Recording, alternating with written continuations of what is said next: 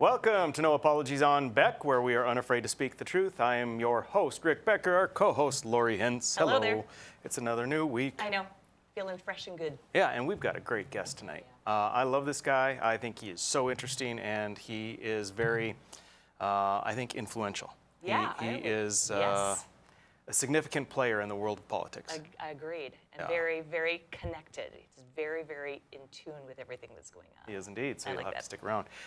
So the first segment, Lori, I wanted to go over kind of a broader picture, hone in on an example. So the broader picture I'm referring to is the progressive policies, the leftist policies that we hear about, and how they have one thing in common, it seems to me, and that is that there always seems to be unintended consequences. Agreed. And I go back to Frederick Bastiat. Henry Hazlitt was a well-known economist, and more recently Thomas Sowell. They and many others have talked about the seen and the unseen. And the seen is you have a policy, and then you can point to, look at what good this did. But then there's the unseen, which could be what are the after effects later, or it could be something that is a sort of counterbalance, you know, where that law, for every action there's an equal and opposite reaction. Where is the reaction? Is it somewhere else in society? Is it something that you can measure? That's the unseen. And we run into that all of the time, and the leftist policies, the progressive policies, they are able to go forward because of this inherent problem we have with the unseen and how hard it is for people to connect, for people like myself and you on the show to show people at large what the downsides are. To me, it seems as if whatever the left does exacerbates an already bad problem. Well, they do have a tendency to create more government to fix what government broke. I mean, that's a problem. But, you know, we have, there are obvious examples where the consequences of a leftist, redistributive, socialist type policy are very obvious. You can look at Hong Kong versus China. You have two different economic models. One is prospering like crazy, the other not so much. You can look at North Korea versus South Korea. Right, the division, example. One country, the division. After war, you have next to each other. a capitalist country. It's so very, very obvious. You have Venezuela. In the 1980s, a very rich and prosperous country. And now, after Hugo Chavez and Maduro, you've got an extraordinarily poor, impoverished nation. Dominican Republic and Haiti, right on the same island, right there, and they're completely different. It's just so crazy. Exactly. Now, commonly, we don't see the consequences. If you look at, for instance, the progressive, one of their policies, a higher minimum wage, right? So what you see is the immediate, hey, look, there are some people that have a higher pay. But what you don't see is how many people did not get hired because of having the employer having to compensate for increasing the salaries of those others, or how many people did not get raises that were about to get raises, or the incremental price increase for their product. Maybe it's very small, and you don't know, is it because of that? Is it because of something else? That's the unseen, and in the aggregate, it's very, very big.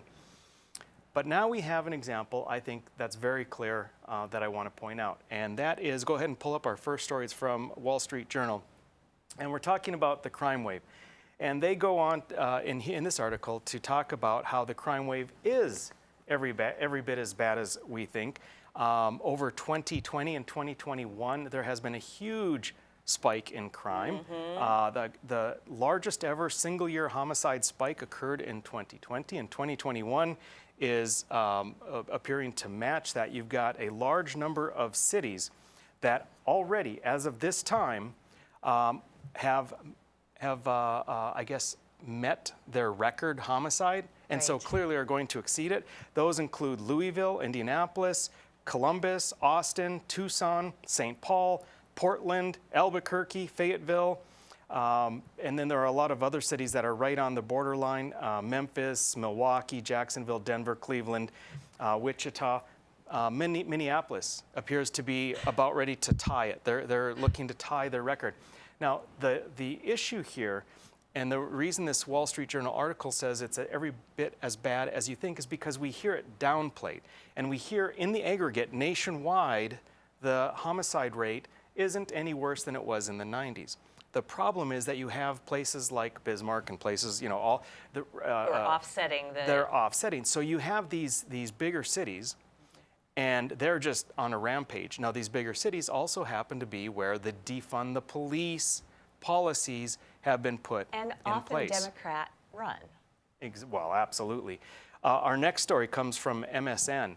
And this just points out that there's always finger pointing somewhere else. The White House is at least recognizing that there's increased crime. Okay, they can't ignore it anymore, but they're saying it's because of guns. Oh, what happens? Really? So Seriously? ignorant. And maybe the SUVs too, possibly, right? Well, it could because be. there aren't actually people driving them. Yes. So they blame the pandemic. So I don't have much to comment on this story, but the point is that they're everywhere. Look everywhere except for us and our policies. The next story is another Wall Street Journal piece, and it's the predictable consequences of defund the police.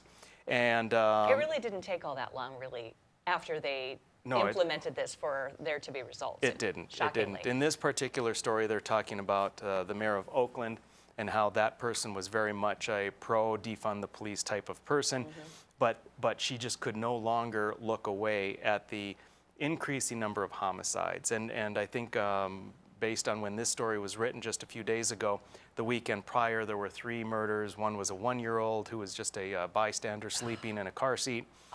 And so the mayor of Oakland says finally, okay, we're not going to defund the police anymore. We'll go to our last story from the Minneapolis Star and Tribune. And this points out that Minneapolis police spending rises as the defund movement fades. Now here they're talking, other stories will point out that it's just about to the pre-George Floyd level of spending. So they're already ratcheting back. They completely had slashed it.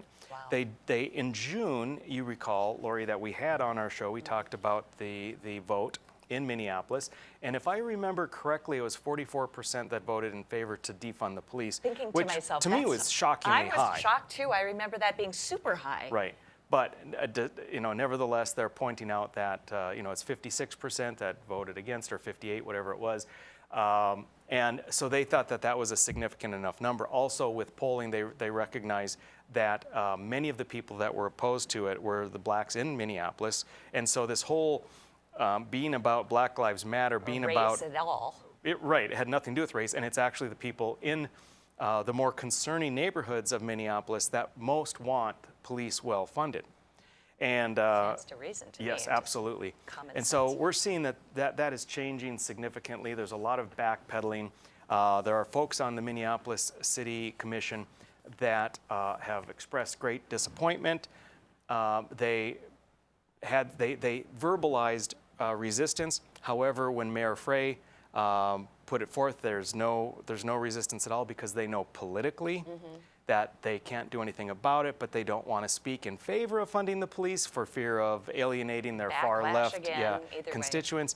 It's a really silly thing. But I think that we can be encouraged when we see these opportunities. There are so many things, as we pointed out, where it's just so difficult to see because the consequences are spread out throughout society, spread out through time, not recognized, not attributed to the actual policy. But when you have something like this and it's just so obvious, you have action action A and reaction B, and there you have it, and and automatically it fades away. And you know, I just wish we could see that more. I just today saw a news story that was talking about those brazen smash and grab robberies that are going on. Here's an unintended consequence. This one lady says, "So it is kind of scary. The fact that this had happened now makes me wonder if I should even walk in there." So it's very disturbing, because now I'm reluctant to come to Nordstrom, or even the mall for that matter, to come and make my purchases. So there's the unintended consequences of, you know, the policy that is not giving enough teeth to the people who are smash and grabbing. What is it, $950? It's $950 before you'll even get prosecuted. And so now the unintended consequences of that are women or people or shoppers, any sex, are not going to those businesses anymore. A lot of increased crime. 100%. It's directly attributed to the policies that allow that. Absolutely. Yeah.